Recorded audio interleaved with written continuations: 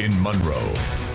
As three candidates for mayor square off for this citywide showdown, Friday Ellis, Betty Ward Cooper, and Jamie Mayo. From your local election headquarters, this is the 2024 Monroe Mayoral Debate, presented by Guerrero and Guerrero, the injury attorney. Good evening. I'm your host, Ashley Dowdy. Moderating tonight's debate is Dr. John Sutherland, a professor at ULM. Over the past couple of weeks, we've used a polling system in our newscast to ask you, the viewers, what would you like to hear the candidates talk about in tonight's debate? And we'll get to those topics shortly. We also want to hear from you throughout the debate. You can go ahead and scan the QR code on your screen to answer, which quality do you feel is most important for your mayor to have? Transparency, accessibility, or community engagement. We'll look at the results throughout the next hour. Polling will close at the end of tonight's debate when we take a final look at what you, the viewers, are looking for in your mayor. Before we get started, here are the rules. Candidates will have 30 seconds each for opening statements and 60 seconds to answer each question. Candidates will have 30 seconds for a closing statement. And with that, the City of Monroe mayoral debate starts now. Thanks, Ashley. Well, candidates, time is short, so let's get going. Mr. Ellis, we're going to start with your opening statements. You now have 30 seconds. I'm Mayor Friday Ellis, and I've had the pleasure of serving each of you for the last 4 years. I'm a United States Marine Corps veteran who stepped up to serve his country right after 9/11. I'm a small business owner who understands what it means to sign a check on the front. I'm also a father to 3 beautiful children who I want to see have a future here in Monroe. We've served you faithfully these last 4.5 years, and we want to continue the work. Mr. Mayo, you're now up for 30 seconds. Good evening. I'm Jamie Mayo, former mayor of the city of Monroe. You elected me. I served for 19 years. We brought 2,000 new businesses here at the city of Monroe. We also had a record fund balance when I left office. We also built a new public safety center. We did so many projects. A lot of those projects we'll talk about tonight, but we do ask for your vote and your support on March 23rd. Early vote is March 9th through the 16th. Let's keep Monroe proud again. Ms. Cooper, the floor is yours. You now have 30 seconds. Good evening. I'm Betty Ward Cooper, and I'm running for mayor because our city is in a crisis because of the lack of strong leadership, and also because crime is out of control. We don't feel safe anymore, and it's hurting our economy and hurting our growth. We're also a city that's divided, but I believe we can come together to end that crisis. My plan will be to stamp out crime at its roots through community policing, and will enrich our economy by attracting and growing new businesses and maintaining and keeping existing ones. Let's work it together. Thank you to all of you candidates, and thank you for your willingness to serve our community. It's a big honor to be here with you. So let's get on to the questions. Jamie, this one will start off with you, and the rest of you will have an opportunity. What motivated you to run for mayor, and what unique qualifications or experiences do you bring to the table? Mr. Mayo, Well, I think it's pretty obvious what experiences that I have in qualification. I am a graduate of University of Louisiana in Monroe, and I've served as mayor for 19 years, and I've served as city councilman for 6.5 years. There's no question, as I mentioned, there's so many positive things that we've done for the city of Monroe, but what motivated me is the crisis we have as it relates to crime. My grandson is afraid now to come into the house because there was a drive-by shooting in my neighborhood. But there's shootings, violent crime all over the city of Monroe. In fact, we have 500% over the national average as it relates to violent crime. And when my opponent, who is the current mayor, says that crime is down, we know that is not true, especially in many parts of our city, particularly the south part of our city. So we know how to address crime, to deal with not only law enforcement, but also to deal with preventive measures and rehabilitation measures. Those are the type of things that's got to be done. We have a comprehensive plan in place, and we're going to get it done. God bless you all. Ms. Cooper, it's your turn. Your time starts now. Well, I believe that strong leadership is very important. Being an effective effective leader that's able to bring our divided city together is important.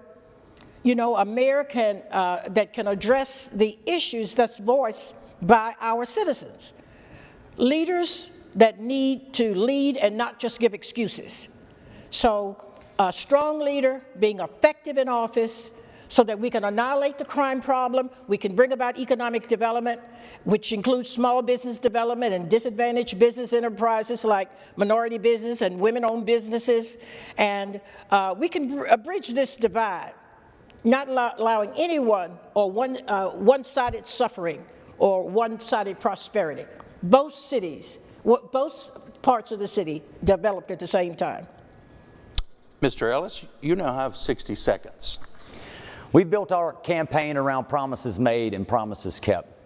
4 years ago when you sent me in office, we heard the cries about crime being out of control. You were tired of your neighborhoods flooding. You wanted a better quality of life. And so we've made historic investments into increasing the pay and the quality of life for our police officers, which we're seeing record applications for Monroe PD. Now we can be selective about who we can hire. I'm proud to be endorsed by the Monroe Police Union. This is one of the first time that most folks know about that happening. Also, we're going to continue investing in our quality of life, as seen in our parks and recreation plans that are turning dirt throughout the city. And also, we're going to continue to invest in crumbling infrastructure that we inherited, such as the Texas Standard for Trunk Line, other drainage projects. But we're going to continue doing what we've been doing in office and continue to be successful. Thank you. Now, on to question number 2. And this one we'll start with Ms. Cooper. What are your top priorities for the city, and how do you specifically plan to address them if elected? You have 60 seconds. My top priority is reduction of crime. We don't have a safe city. People are afraid, and we got to take back our streets from these criminals. I have a plan to do that. Only candidate with a plan.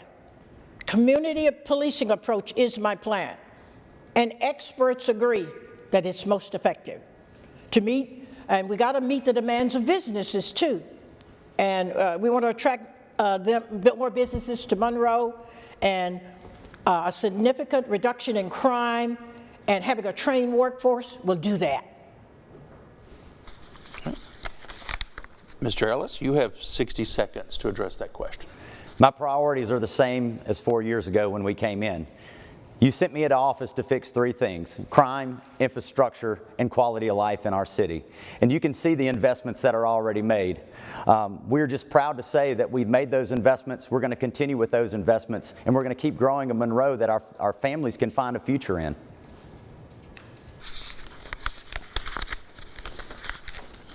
Mr. Mayo? Well, there's no question crime has not been fixed. We've had over 70 murders since I left office, but my top priorities are reducing crime, as well as improving the infrastructure that we have, improving education, local education, and I have a comprehensive plan for that, and also economic disparities, because we have so many businesses that are not being treated fairly. In fact, they're not being engaged in. There are many priorities, but those are my top priorities. We're going to have 1,000 jobs to address our summer youth program, because we don't have workforce development for youth the way we had it when I was mayor. I think we only have about 30 jobs now. We had about 200 jobs when I was there, but we're going to have 1,000 jobs for our summer youth to keep our youth off the street. Thank you. Now let's move on to another question here, and that is, and we'll start back with Mr. Ellis. What strategies do you propose for addressing issues of, first, affordable housing and the increasing homeless situation we have in Monroe? You have 1 minute. The affordable housing issue was severely hindered by one issue, is the Texas Standard for Trunk Line. We weren't able to serve will serve letters for development. One of them is the Plum Haven Estates. We couldn't give them a will serve letter because there was no capacity on that sewer line, a line that had been clogged for 15 years for over 2,000 feet. So we fixed that, and we're going to move on and help developments like that continue within the city of Monroe. We'll also partner with our local wraparound services such as the Homeless Coalition, such as the Wellspring to continue. They have a comprehensive plan, and it's our job to help them work that. One of the challenges that we face right now is the lack of mental health facilities here. We've already been talking with our partners to figure out ways that we can advocate on the federal and state level to bring those services here, and that has been a challenge, and that's one we're going to address when we get back in office. Mr. Mayo, you have 1 minute. Well, there's no question that affordable housing is an issue here, but I want to say that while I was mayor, we were able to help with constructing about 11 new neighborhoods, and several of those were affordable housing. The Bible says the poor will be with you always, even to the end of the earth. And so we have worked with them quite a bit. We've worked with those that are homeless. We've worked with the Salvation Army. We've had programs throughout the city in which we had a benevolent program in which our city employees were part of. So we work with all of the different agencies to help the homeless and also support affordable housing. We'll continue to do that when you re-elect me as mayor of this great city of Monroe. And Ms. Cooper, your minute starts now. Yes. One of my platform items is definitely affordable housing. And we want each one of our citizens to be able to realize the American dream of owning their own home. But the issue regarding homeless, I'm glad it was brought up. You know, homelessness, there are a lot of reasons for that. A lot of times it's unemployment, where people don't have jobs and with benefits. And so that's why economic development is a part of my plan. But another reason for this homelessness could be the mental challenges of our residents. So we need to make sure we take care of them and make sure they're getting the services they need, where they won't view living on the street as their only option. And so we'll be able to evaluate our mental health services that we offer, and we will bring those professionals to the table, and we will come up, and even our stakeholders that will have say-so in coming up with the right kind of services for all of our citizens.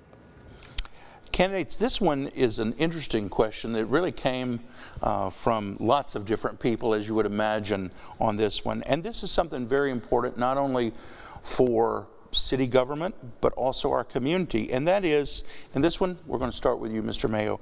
How do you plan to promote diversity, equity, and inclusion, not only within city government, but also throughout our community? So you've got 1 minute, sir. Well, there's no question that that is very important. In fact, while I was mayor during the U.S. Conference of Mayors Convention, we talked a lot about that, and everybody knows that I'm very much interested in diversity. In fact, I have that in my staff. I'll continue to do the things that I've done in the past, but as it relates to our community and my tenure, I will make sure, starting with our business community, that it's diverse. And that's why I said that diversity, equity is very important, and inequality is something that's happening now.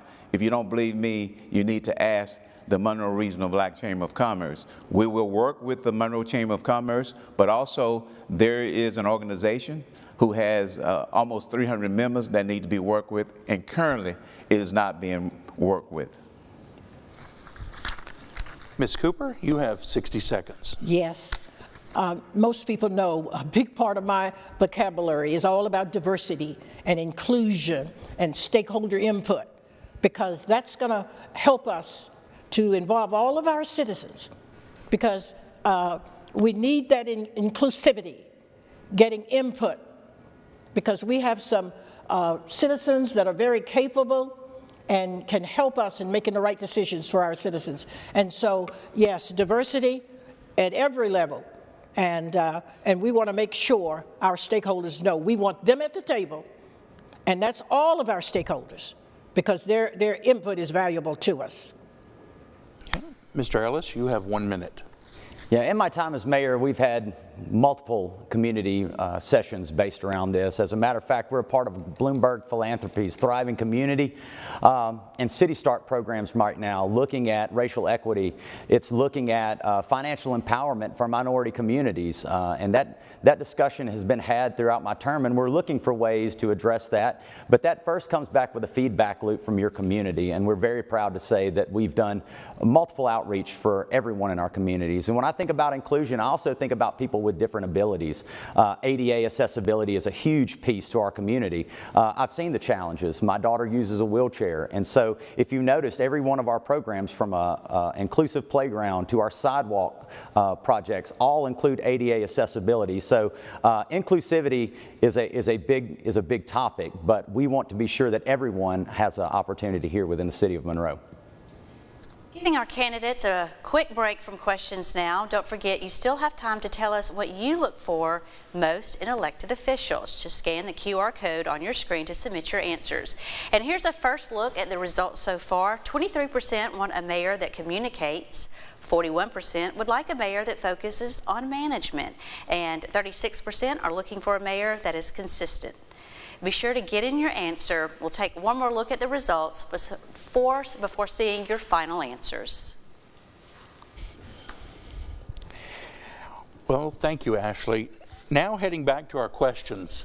I think everybody can take a deep breath as we get into the next round of this. You're all doing wonderful so far.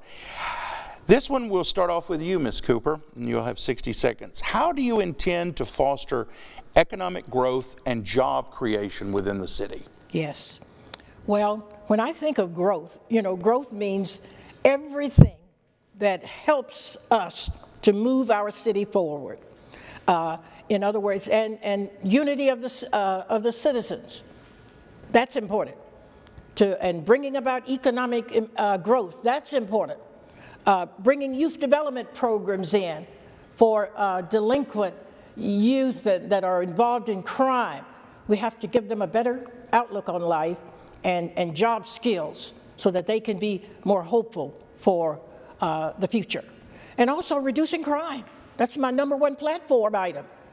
All of this to help our city move forward is important. And it's going to produce growth and quality of life for all of our citizens. Okay. Mr. Ellis, you now have the floor for 60 seconds. Well, the city is going through an economic revival right now. We've added 450 new businesses, and that equals about a little over 2,000 jobs within the city. Year-over-year sales tax increases, which means it's working. We have a healthy economy right now. You've seen new additions to our economy like Amazon, new service through Amtrak, and we've also worked with local businesses to help them expand their business that's already been here for years. One of the very encouraging things that we find when we go in is people are pleasantly surprised to be able to see a mayor walk through the door and sit down with them and ask them what their needs are. Many of them have said, we've been here for 40, 50 years and never seen anyone from the administration come in. So you can't expect growth without supporting those who work here first and change the way that they talk about doing business with your city. Mr. Mayo, your 60 seconds starts now. Well, just look at my past performances. Look at CenturyLink.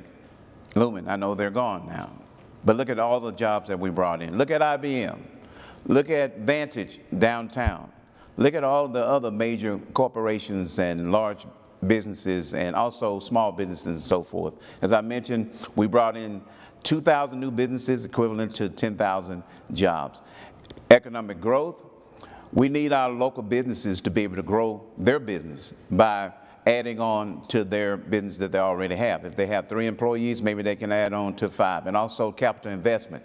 And so those are the things that we did that was comprehensive as it relates to addressing the business environment, and we'll continue that once you re-elect me as mayor, your mayor again. Thank you for the question. Moving on to the next question, and this is sort of a building upon that previous question. How will you work to build strong partnerships with neighboring communities and other regional governments? And you could also include businesses there. So let's start off with Mr. Ellis. You have 1 minute. Yeah, some of the partnerships locally that I'm very proud of that you could see the fruits of our labor. One is with our largest economic driver in ULM. We've worked with them to help expand their small business incubator system there that will soon be turning dirt. The Biomedical Research and Innovation Park to one day build treatments to the things that they research in the pharmacy department. We lobbied in Washington together to make these things happen. On a statewide level, we're talking with other mayors about using our regional assets to be able, like our airports, to be able to attract people like drone operators or A&P mechanics. But nationally, you saw the first time ever across state lines that cities have worked together and signed CEAs to be able to bring Amtrak service to connect mega regions that will ultimately grow our community. And so I think partnerships are key, and I think that's something that was the foundation of our time in office, and I think you could see the fruits of those labors. Mr. Mayo, your 1 minute starts now. Just look at what we did while I served as mayor. We had the Town and Gown Initiative, where we not only worked with ULM, which is where I attended school, and received a degree, BBA. I also played basketball on a championship team, but also the partnership that we had with our Town and Gown Initiative with Grambling State University, Louisiana Tech University, also Louisiana Delta Community College. We worked with all of them, and we also gave them funding through our Economic Development Fund that helped them in a huge way. That is very important because not only those individuals that are local that spend money here, but also those around us do the same thing. Businesses are very important. We also work with businesses throughout, not only throughout the region, but also throughout the state and throughout the country.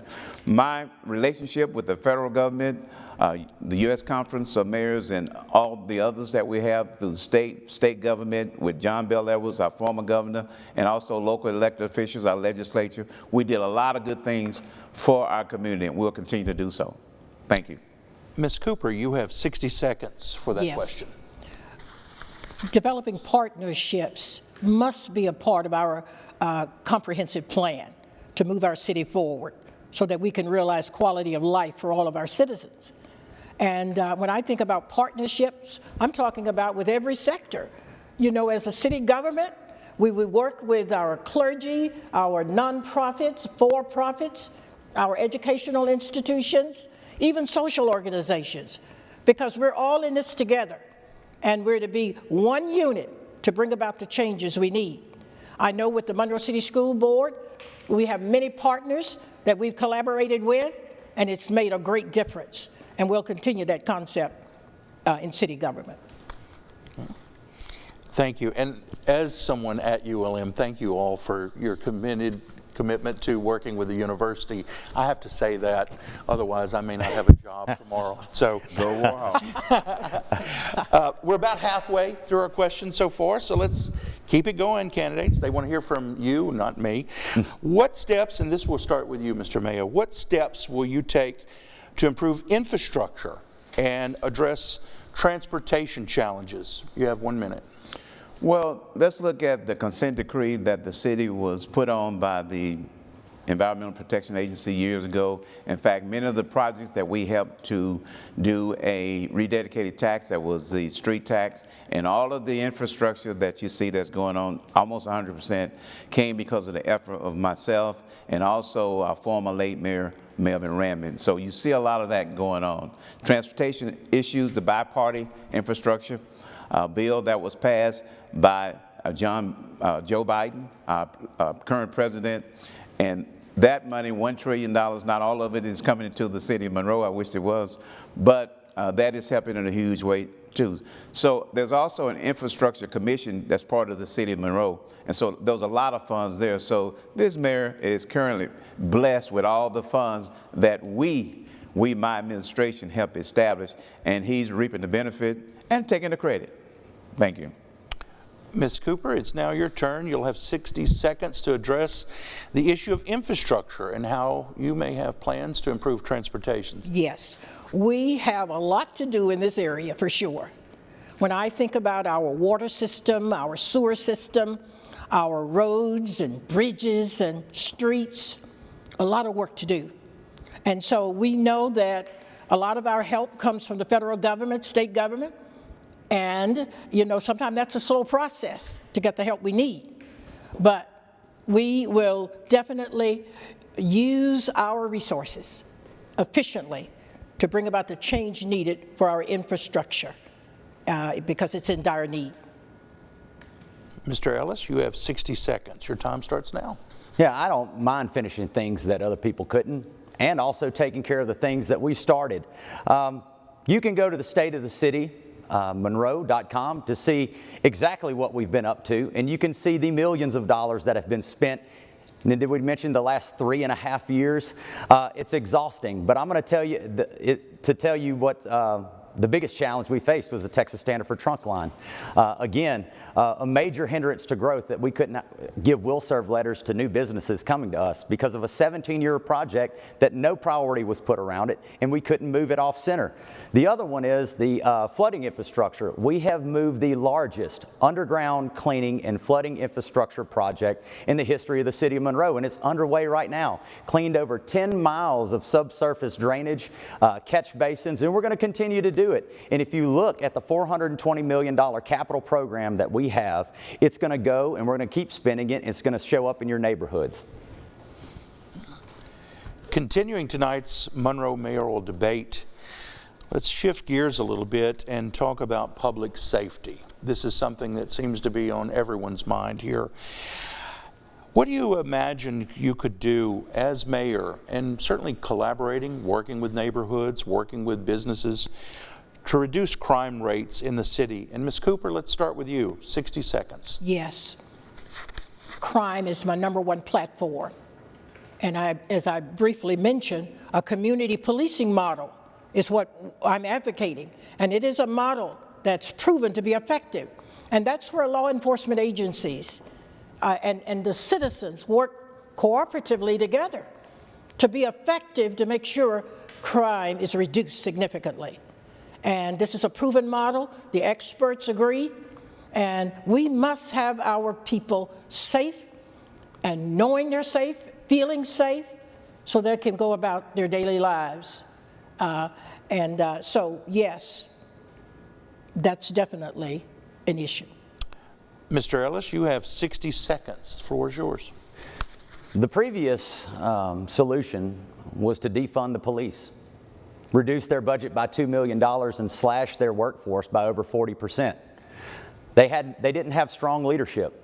They have it now. You can see that in the number of police officers that are on the streets and the confidence that they put in me as mayor to continue that work in our leadership. But also this starts with quality housing again. It is more of a comprehensive plan. You're absolutely right, Ms. Cooper. But it also starts with investing in youth services like our Boys and Girls Club initiative for after-school tutoring and mentoring. It also starts with working with our wraparound services like Ascent to be able to do de-escalation training programs within our community centers for our rec center supervisors. But it's all going to come down to where you put your investments, and we will continue to invest in police. We will continue to invest in our youth and a quality of life here in Monroe. Mr. Mayo, you'll have 60 seconds to tell us how you plan to improve public safety. Well, there's no question that Donald Trump is coming out of him. He supports him 100%. Nobody ever said that we're going to defund the police. And I don't know where he gets that from, that smoke and mirrors. And he knows that he shouldn't tell that lie on TV. But the bottom line is public safety is very important. We've talked about that. Again, I am tired of seeing all these murders, these young people, these women that's murdered. And the things that we have done with the city of Monroe, not only the police department, all the raises we've given, $10,000 they received in their 25th check. They've got a state-of-the-art public safety center. They have nice vehicles, training, everything that we put in place. ShotSpotter, we brought that. He's taking credit for that. But also with public safety, we're talking about the fire department.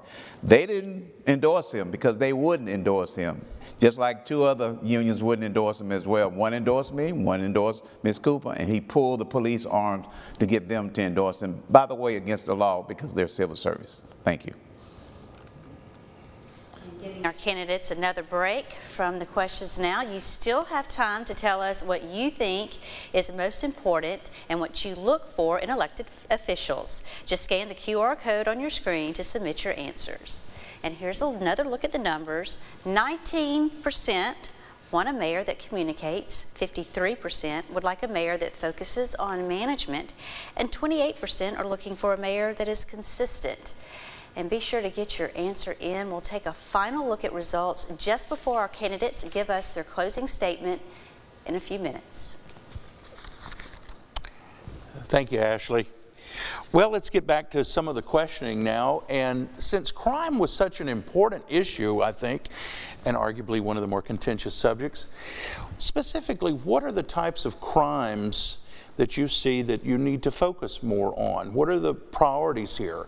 We often hear that some of the crimes are associated with property crimes or violent crimes, but to the person who's been affected by it, all crimes are important. So I think we'll just flip the order here, and we'll start off with Ms. Cooper and work our way this way. So Ms. Cooper, yes. 60 seconds. I've heard about the property crimes a lot, but there's also assaults, physical body assaults on people, and then certainly sometimes it's just a stray bullet in the wrong place at the wrong time, and so those are concerns.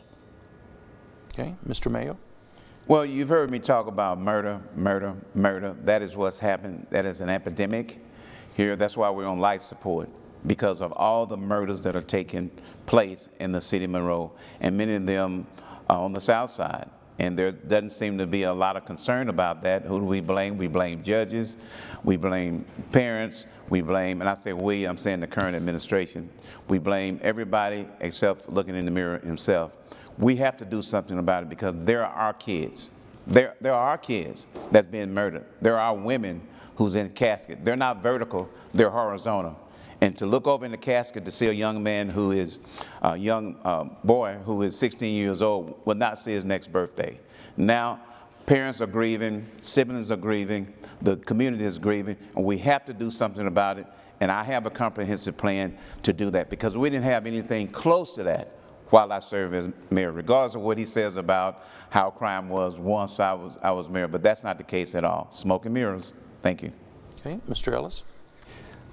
Yes, so first, we had to address the gang issue that was happening within Monroe. It was retaliatory gang violence that was happening, and with work with our federal partners, we've been able to move cases out of 4th JDC and move these up on federal charges, to where these repeat violent offenders are now seeing some serious time, up to 8 to 10 to 12 years.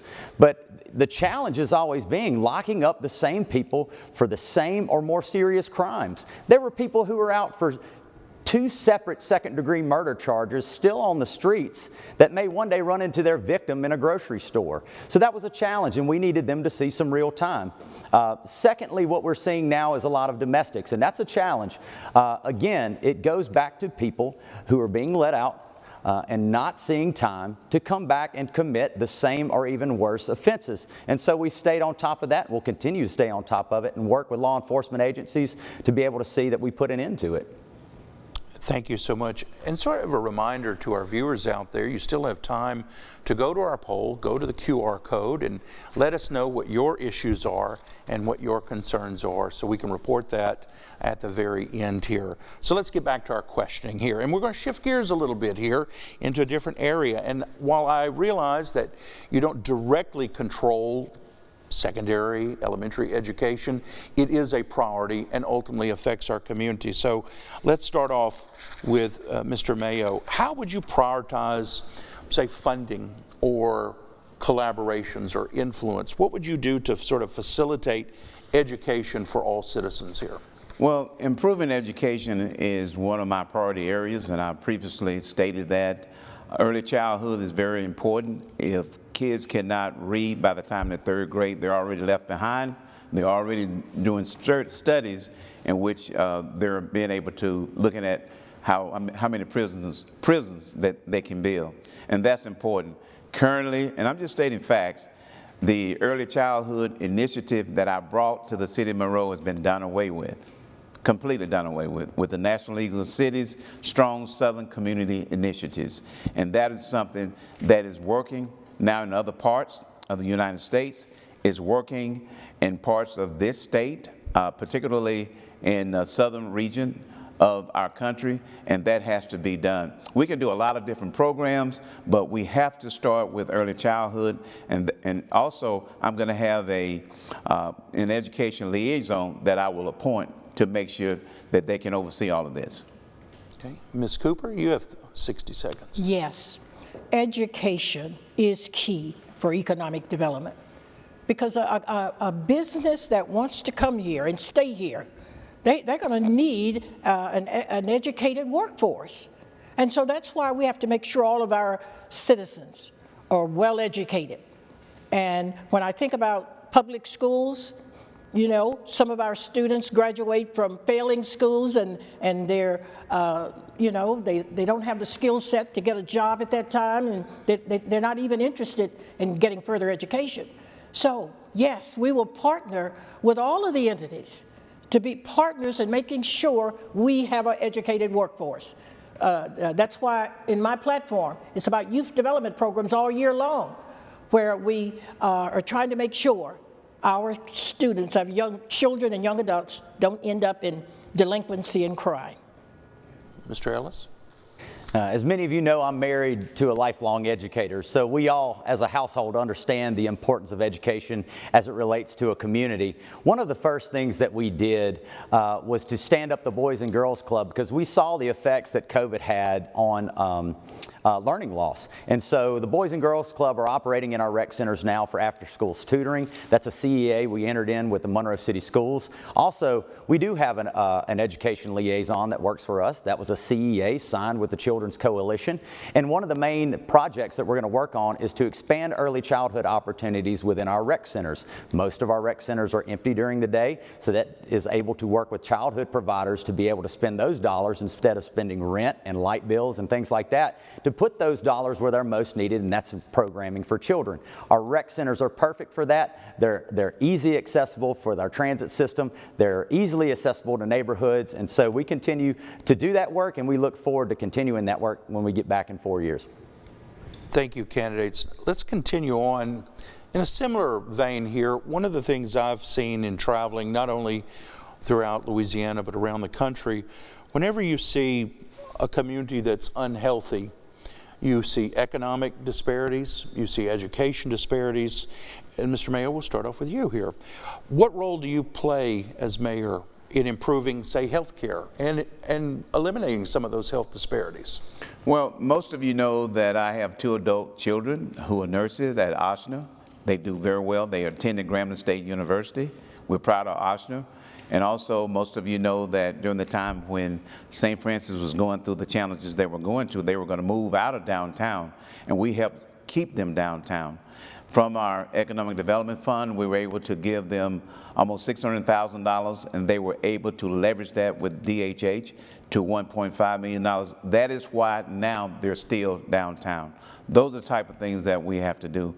Even though we're in government, and as mayor of the city of Monroe and along with the city council, we still have to make sure that we partner with everybody in the city of Monroe, which includes our healthcare partners. And of course, St. Francis and Ochsner and others, I won't name them all, don't have time to name them all, but we'll have an opportunity to continue to work with them as we did when I served as your mayor, and when I'm able to serve as your mayor in the next 4 years. Thank you.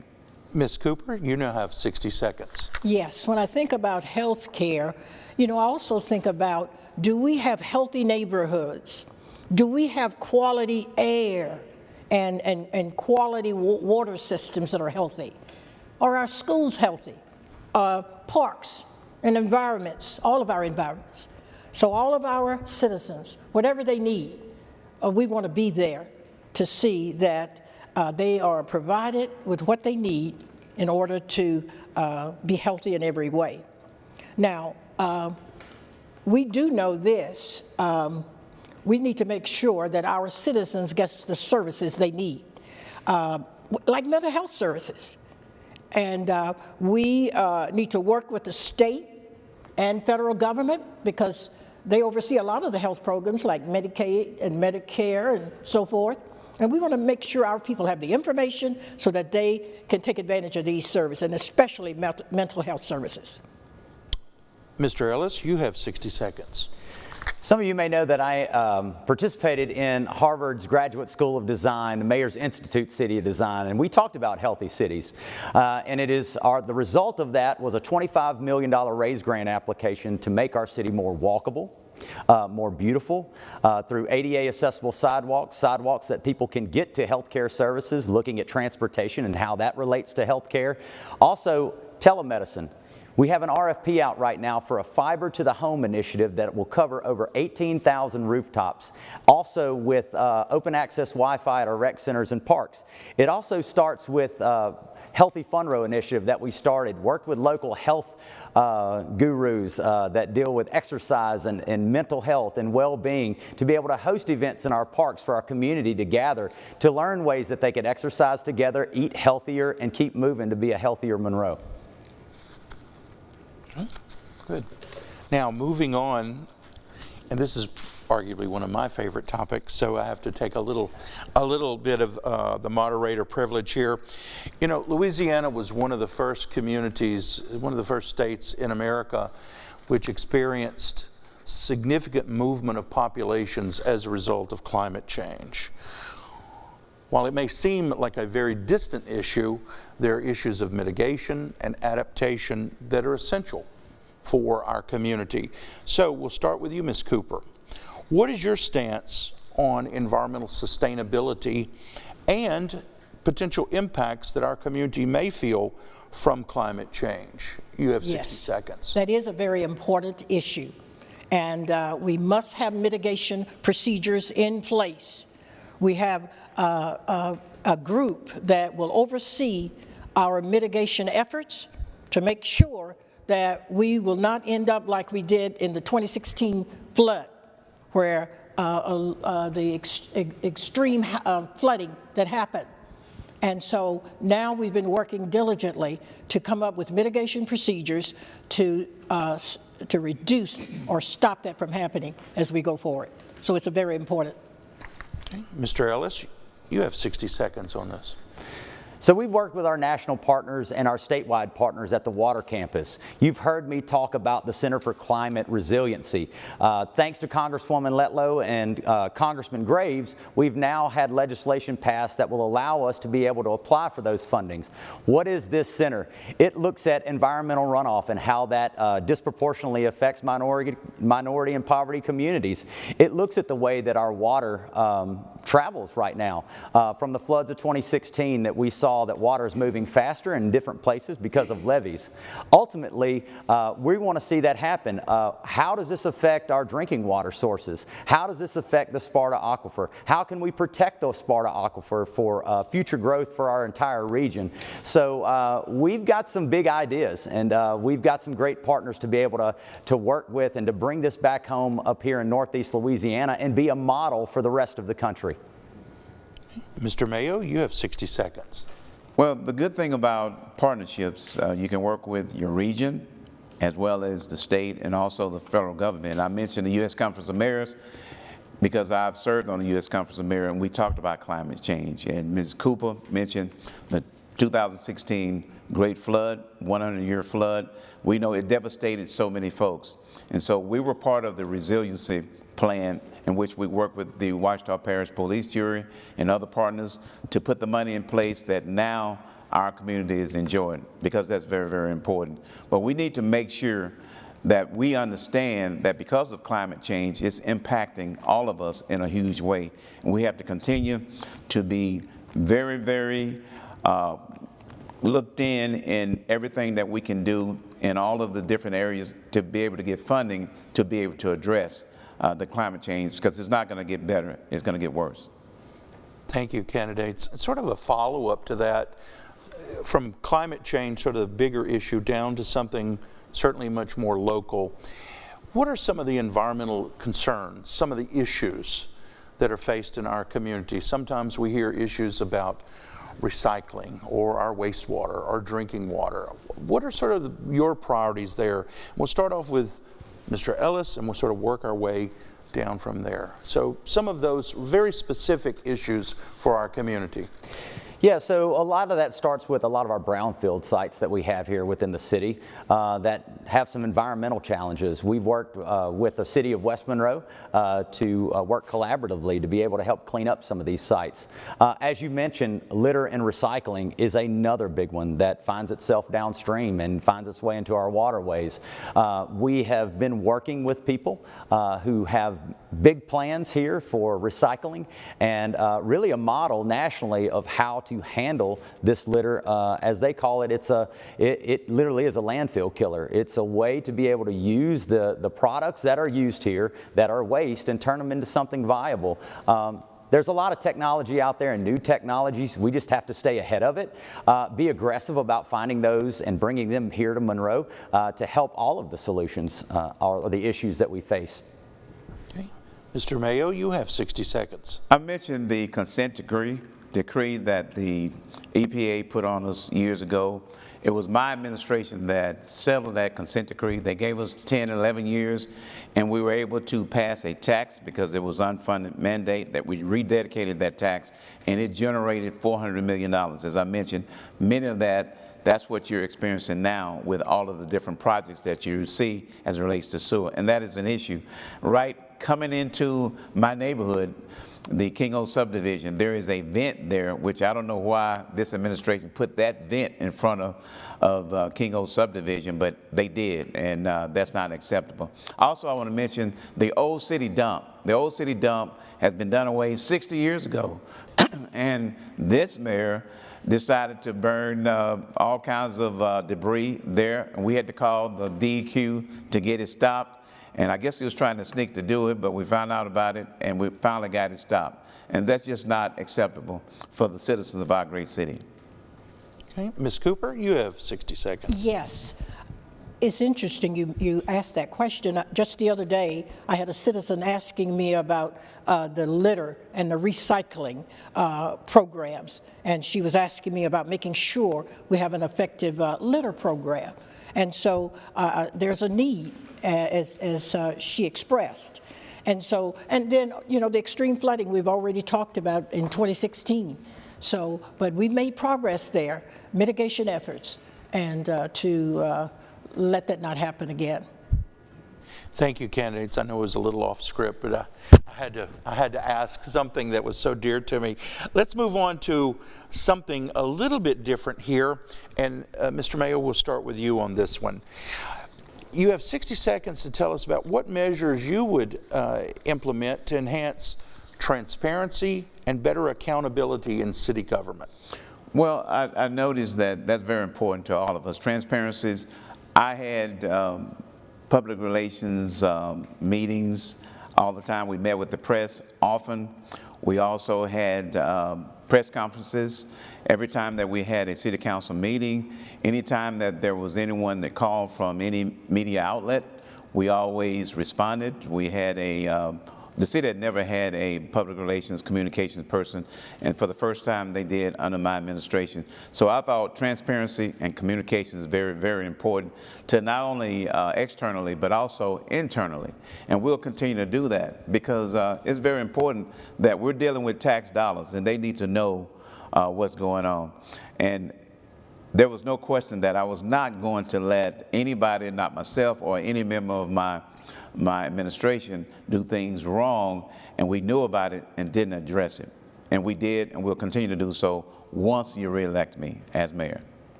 Ms. Cooper, your 60 seconds starts now. Yes.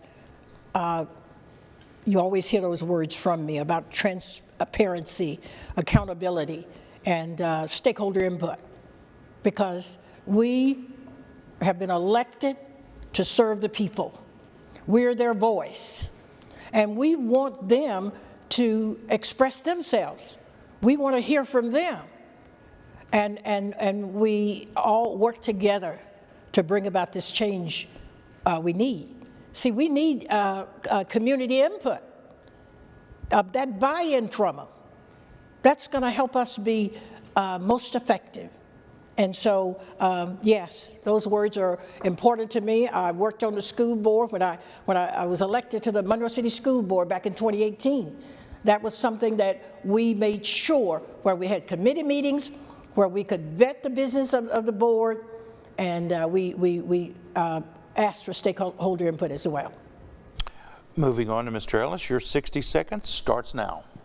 One of the initiatives that we instilled was our constant feedback loops from our realtor meetups, small business meetups. Everything in our parks and recreation plans came from you, our public, through multiple community engagement, because those plans are yours. Those are your visions that you got to see transformed, as I call it, the box top to the puzzle, and those can be found at monroe.city.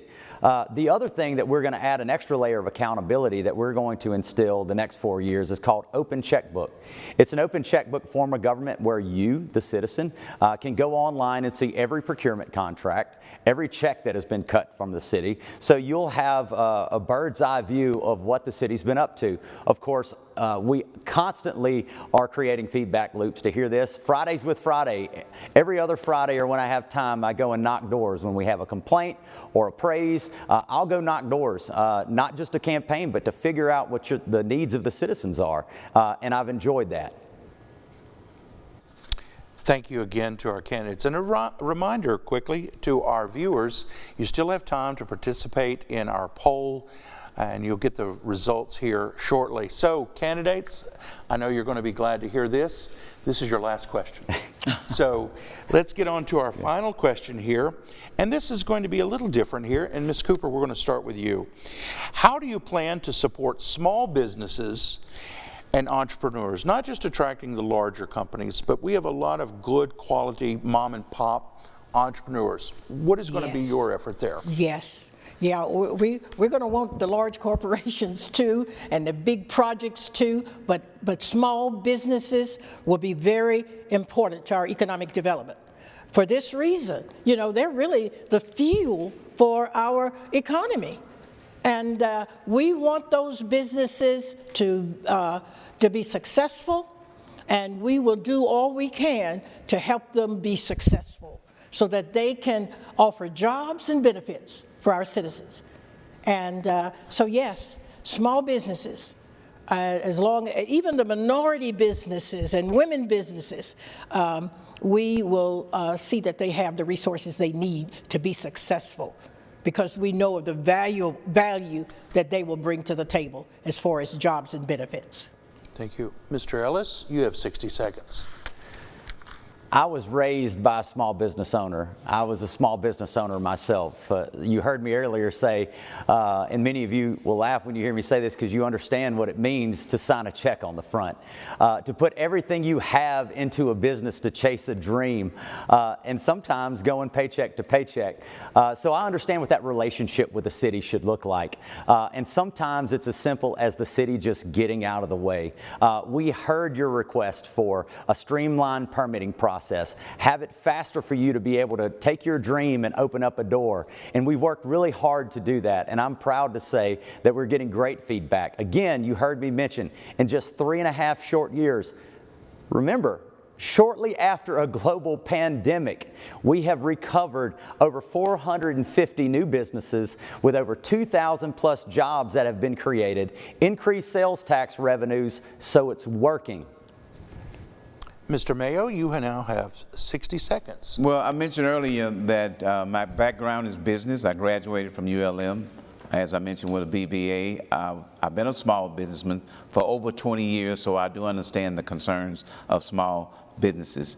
We have to keep doing the things that's going to help us help these small businesses, such as working with Small Business Development Center at ULM. That is the state office building. There are many incubators that's in there, and I support them. In fact, I support about 3 or 4. I have a consulting firm. I'm a small businessman now.